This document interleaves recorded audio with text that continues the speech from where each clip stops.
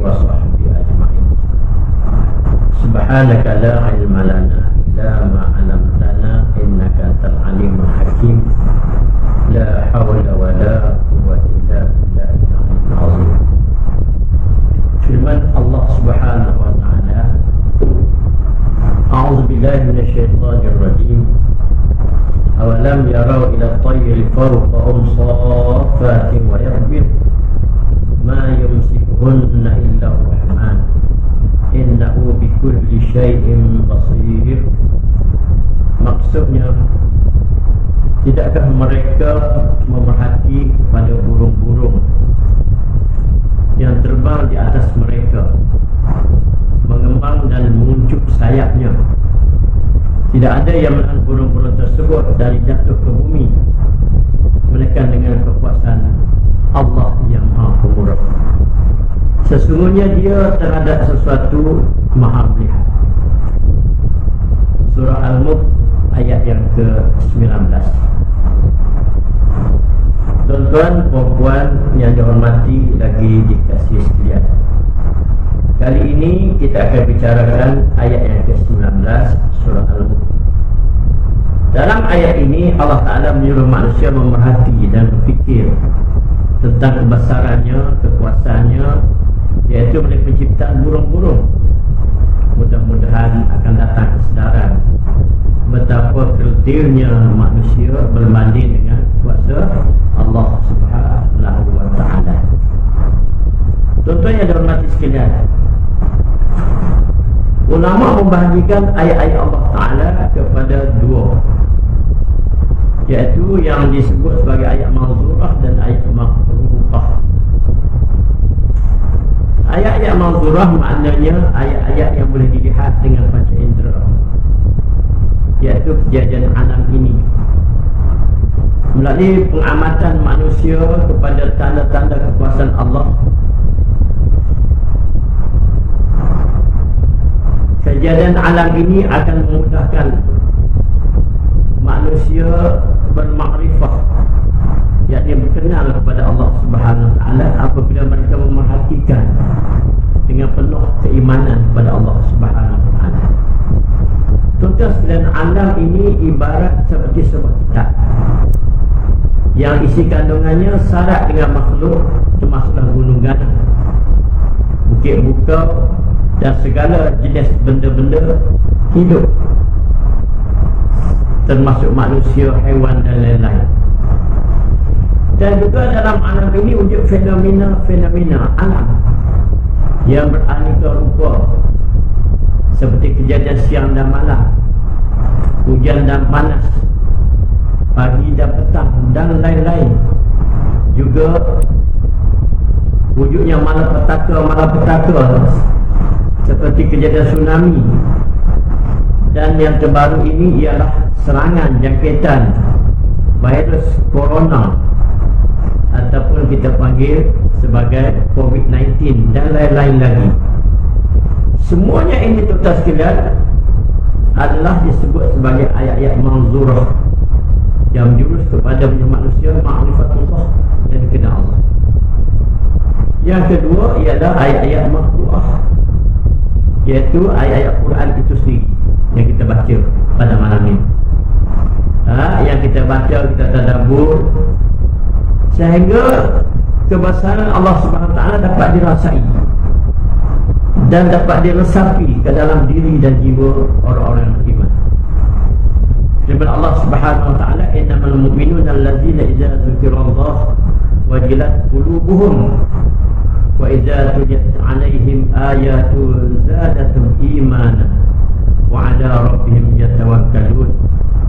Sesungguhnya orang-orang yang beriman itu yang sempurna imannya, yang mereka apabila disebut nama Allah dan sifat-sifat Allah, gemetarlah hati mereka. Dan apabila dibaca kepada mereka ayat-ayat Allah, menjadikan mereka bertambah iman. Dan kepada Allah mereka berserah. Tuan-tuan sekalian, saya pada ayat manzurah dan ayat maqru'ah, jalan lain untuk kenal Allah ialah dengan melihat sifat-sifatnya. asma' sifatnya. Ada sebut Asmaul Husna. Ya. Makna di sana kita akan melihat sifat-sifat Allah Ta'ala yang luhur lagi tinggi. Nama-nama dan sifat-sifat itulah yang digunakan oleh Allah Ta'ala dalam banyak firman-firmannya dalam Al-Quran, seperti Ar-Rahman dan seumpama. Tuan-tuan sekalian, berbalik kepada ayat yang kita bicarakan malam ini. Awalam yarau ila tayri fawqahum saffatin wa yaqbid ma yumsikuhunna illa Rahman innahu bikulli syai'in basir. Imam As-Suyuti dalam tafsir jalan lain mengenai ayat ini dengan bentuk pertanyaan. Apakah mereka, yakni orang-orang kafir, tidak ingin menggunakan akal mereka yang waras, bahawa semua kejadian adalah kerana kekuasaan Allah? Maka Ibn Katsir menambah, Allah telah tundukkan di udara bagi burung-burung sebagai rahmatnya, sebagai rahmat Allah Ta'ala. Dan disebut bahawasanya innahu bikulli syai'in basir. Allah Ta'ala akan satu banyak, akan satu maha melihat. Manakala Hamka menjelaskan dalam tafsir ini, iaitu mengajak pembaca tafsirnya melihat hikmah penciptaan burung-burung kepada manusia dari sudut ilmiah, yang mana kebijaksanaan Allah Subhanahu Wa Taala mencipta tubuh badan burung berbeza-beza dengan tubuh badan makhluk yang lain, menyebabkan manusia boleh mengambil ilham di sana. Manusia mengambil ilham, dan kita lihat contoh sekalian, manusia mampu mencipta kerangka kapal terbang agar dapat terbang di udara. Dan Dr. Hamka berkata, pun begitu kapal terbang tidak boleh terbang sendiri hanya kerana kebijaksanaan manusia, melainkan dengan izin Allah juga. Contoh sekalian, perkataan Ar-Rahman yang digunakan dalam ayat ini menyuruh kita merenung dan alam ini dengan rasa rendah diri, bahawasanya tanpa pemberian Allah yang Ar-Rahman, yang Maha Hebat, maka manusia tidak akan merasai kelazatan iman. Lihatlah bagaimana Allah yang Rahman, yang Maha Hebat mentadbir segala urusan pada penciptaan langit dan bumi. Akan kita perhati keteraturannya, keharmoniannya serta keindahan yang tiada tolak bandingnya. Renunglah ke langit, tak kala malam yang hiasi dengan rembulan dan bintang-bintang. Lihatlah hamparan daratan yang terbentang luas, dihiasi dengan gunung ganang serta sungai dan lautan. Dan juga pada penciptaan manusia sendiri jelas menunjukkan kebesaran dan kehendak Ar-Rahman. Laqad khalaqnal insana fi ahsani taqwim. Sesungguhnya kami ciptakan manusia dengan sebaik penciptaan. Namun segala yang ada ini, tuan-tuan sekalian, bukanlah hanya untuk direnungkan sahaja. Ianya juga untuk kita sama-sama fikir dan bertadabbur, bagi lebih menambahkan lagi keimanan kepada Allah Subhanahu Wa Taala. Tuan-tuan yang saya hormati lagi kasih sekalian, disebabkan itulah kita dapat perhatikan bahawa Allah Ta'ala memuji satu golongan, iaitu golongan ulul albab, golongan yang berakal dan sentiasa ingat kepada Allah Ta'ala. Firman Allah Subhanahu Wa Ta'ala, inna fi khalqis samawati wal ardh wa ikhtilafil laili wan nahar la ayatil li ulil albab alladzina yadhkuruna Allaha qiyaman wa qu'udan wa 'ala junubihim wa yatafakkaruna fi khalqis samawati wal ardh. Sesungguhnya dalam langit dan bumi silih berganti malam dan siang terdapat tanda-tanda bagi orang yang berakal dan ulul albab, iaitu orang-orang yang biasa ingat akan Allah sambil berdiri atau duduk atau dalam keadaan berbaring, dan mereka memikirkan tentang penciptaan langit dan bumi serta berkata, Rabbana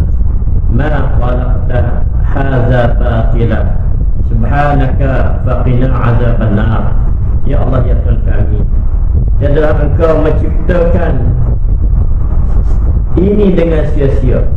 Maksudnya engkau ya Allah, maka peliharalah kami dari siksa neraka. Surah Ali Imran ayat 190 dan 191. Tuan-tuan sekalian, di akhir ayat ini disebut innahu bikulli syai'in basir. Sesungguhnya Allah ada sesuatu maha melihat. Allah maha melihat, bukan saja terhadap burung-burung, bahkan terhadap semua penciptaan makhluk-makhluknya, termasuk pekerjaan manusia yang zahir atau tersembunyi. Allah menilik sehingga dalam hati manusia. Oleh itu, tuan-tuan sekalian, manusia telah sentiasa menjaga akhlaknya, menjadikan dirinya orang benar-benar beriman dan bertakwa kepada Allah Ta'ala. Ingatlah, kita semua disuruh ikut peraturan Allah. Sebenarnya burung-burung semuanya ada hal tuju di sisi masing-masing. Bagi kita, tuan-tuan sekalian, manusia mesti ikut aturan Allah Ta'ala untuk kita menuju kepada destinasi kita, iaitu syurga yang telah jadikan Allah kepada kita semua.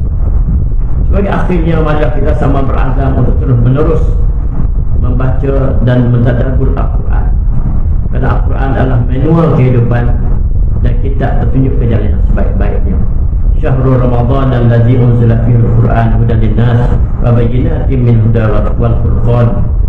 Bulan Ramadan yang padanya diturunkan Al-Quran menjadi petunjuk bagi sekalian manusia dan menjadi keterangan-keterangan yang menjelaskan petunjuk itu dan menjelaskan perbezaan antara yang benar dan yang salah. Cukup sekali itu yang dapat saya sampaikan berkaitan dengan ayat yang ke-19 surah Al-Mulk. InsyaAllah kita akan sambung lagi pada ayat yang ke-20 dan seterusnya. Selamat meneruskan ibadah, terutama di 10 malam terakhir Ramadan ini. Wabillahi taufiq wal hidayah. Assalamualaikum warahmatullahi wabarakatuh.